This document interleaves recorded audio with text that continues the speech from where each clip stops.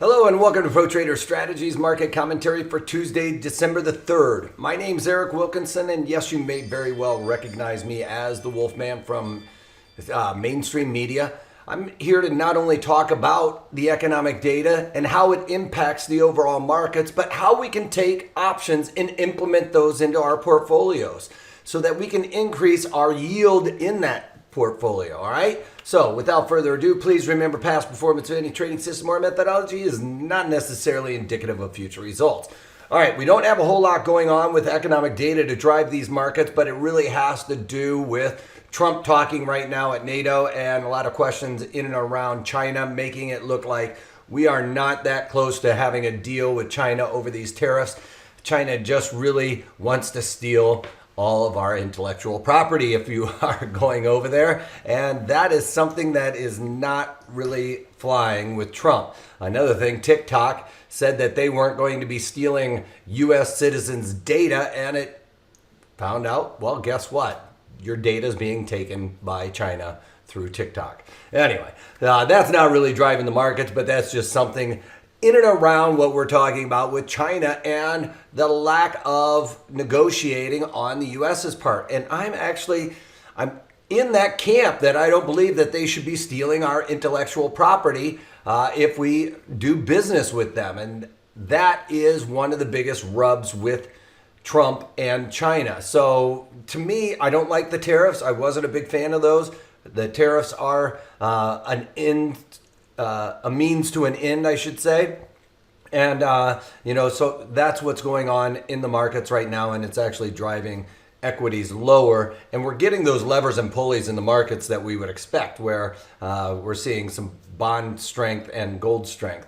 Here, we're seeing crude oil just slightly in negative territory, but we are right there at the sweet spot where I've been talking about it, in that 55 handle, maybe even lower 50s. With the way that the economy is shaping up, we've seen that we've got some recessionary aspects over in Europe. That is going to drive down demand for crude oil in the manufacturing sector, which is going to be one of the biggest demand-driven aspects of crude.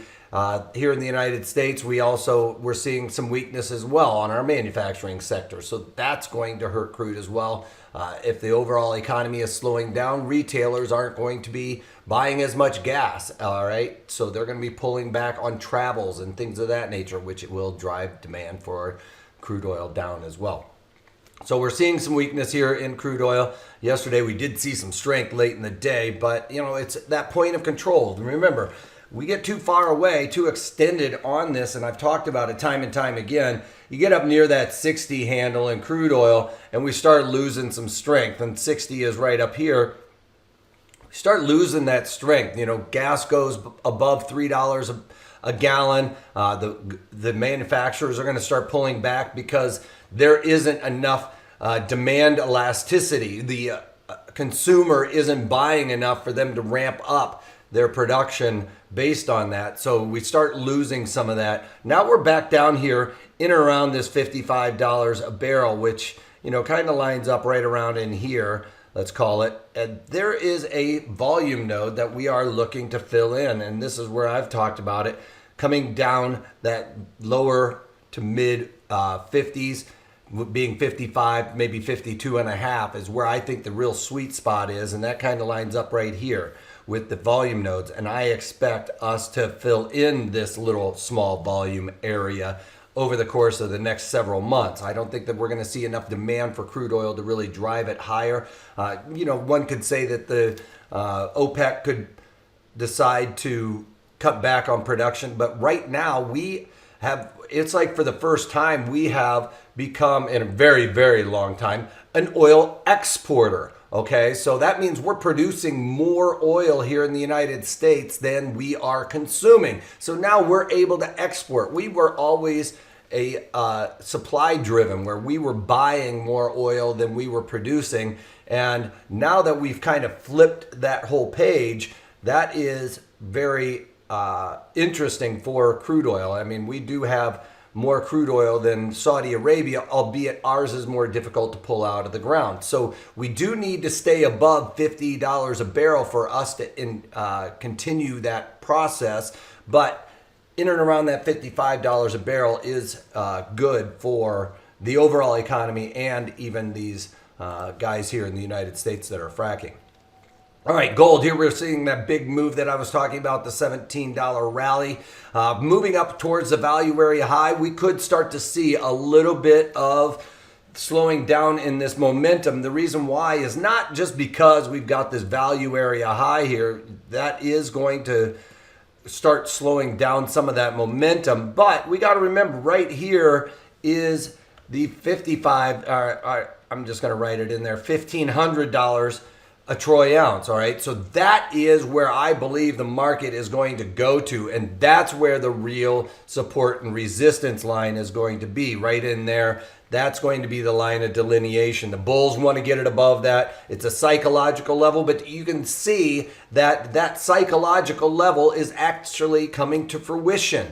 So that is going to be more of a magnet. Yes, we do have the point of control way down here, but that point of control, I believe, is going to shift higher in the paradigm as we start seeing a weaker dollar, more quantitative easing, lower interest rates. That's going to drive demand for the safe haven and gold futures. And then we move over to the bonds. Bonds moving a lot higher today, over 2 points, almost 3 points on the day, back to that 160 handle.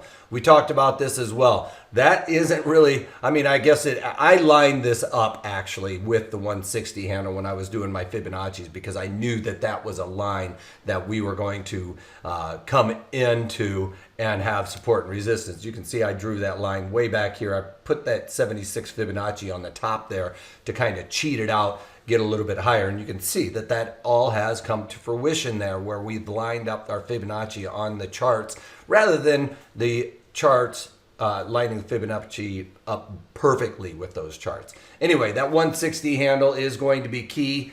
As you can see here, we've got that 160 handle, despite the fact that I didn't get my marker on there. That is something I think the markets are going to want to play around with for the foreseeable future.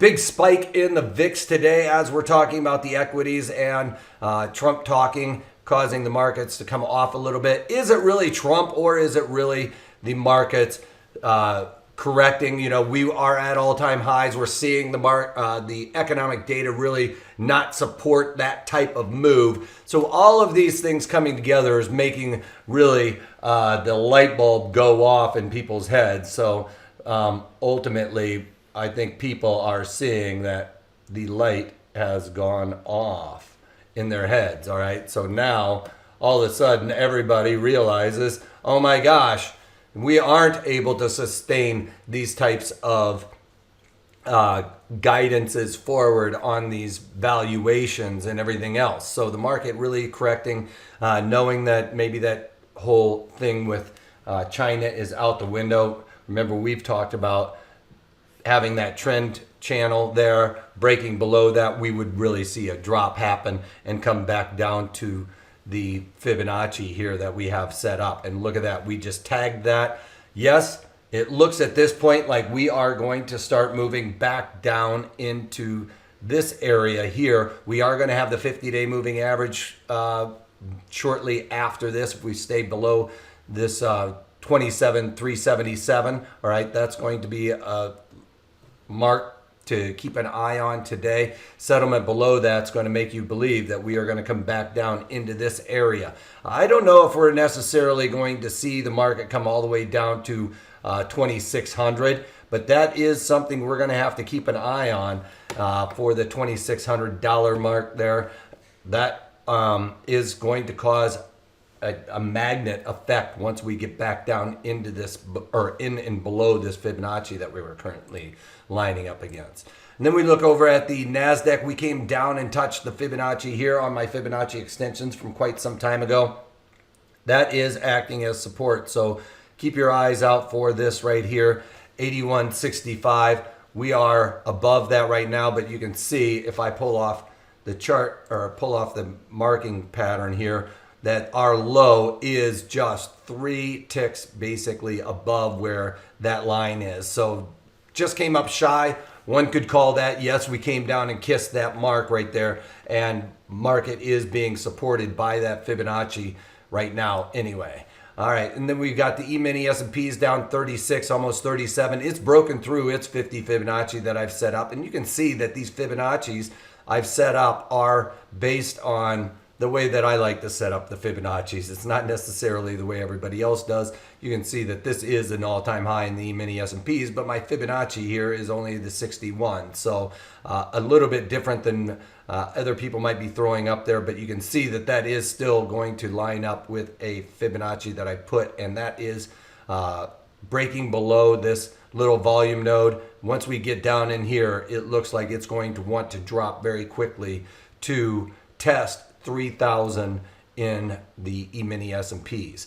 Now let's take a look at the daily chart of the E-mini S&Ps. This is a 30-minute candle chart. Gray section is overnight. The black section is during the day. You can see overnight basic talks before the market open caused the market to start to slide, and then the more rhetoric we're hearing coming out of NATO is really causing some weakness in the markets as well. So that's continuation. Also, the economic data, I think, is causing the light bulb to go off that maybe our forward-looking valuations on some of these are a little frothy. All right, eBay. Now, eBay looks like we find a bottom here. We've gotten outside the value area, but despite that, we've got to stay mechanical with this trade. If there's further correction in the overall markets, it's going to hurt eBay, I think, a little bit more than maybe even McDonald's. So I'm not too concerned about my McDonald's. I'm still looking to dollar cost average with that one. Still have on the 185 puts in McDonald's. But with this one, if you remember, I just took off the December 37 calls in there for a profit. So I've collected a total of 80 cents in eBay based on being long at 37. All right. So if I've collected 80 cents, I go in and I sell the January. I sold the 36 calls in there for 54 cents, actually 55 cents.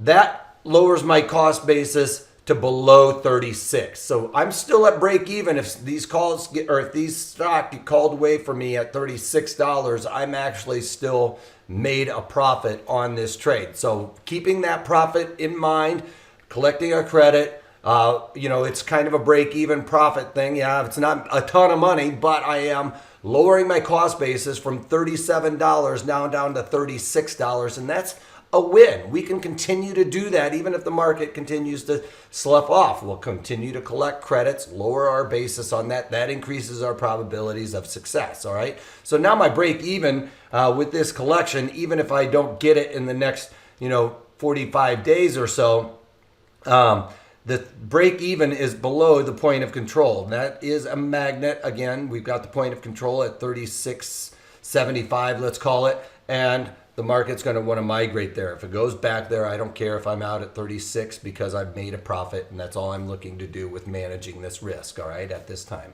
I'm not looking to make a huge home run with eBay. All right, that's about it. That's all I got for you guys today. Check out our new series. It is, we all have a portfolio somewhere. Maybe it's a 401k, a Roth IRA, or something like that, or just an IRA. Well, we're going to be talking about how we implement options into those types or around those types of portfolios. You can't really necessarily implement into a 401k unless, some employers or some plans allow you to do that, don't get me wrong, but we're going to be implementing strategies in and around those types of portfolios so that we can lower our basis, kind of like what we're doing with eBay, or adding new stocks with the strategy we have set up for McDonald's. And I'm going to be going through all kinds of option strategies and the scenario we need to implement that strategy around our existing portfolio. So if you can't take that, take it easy.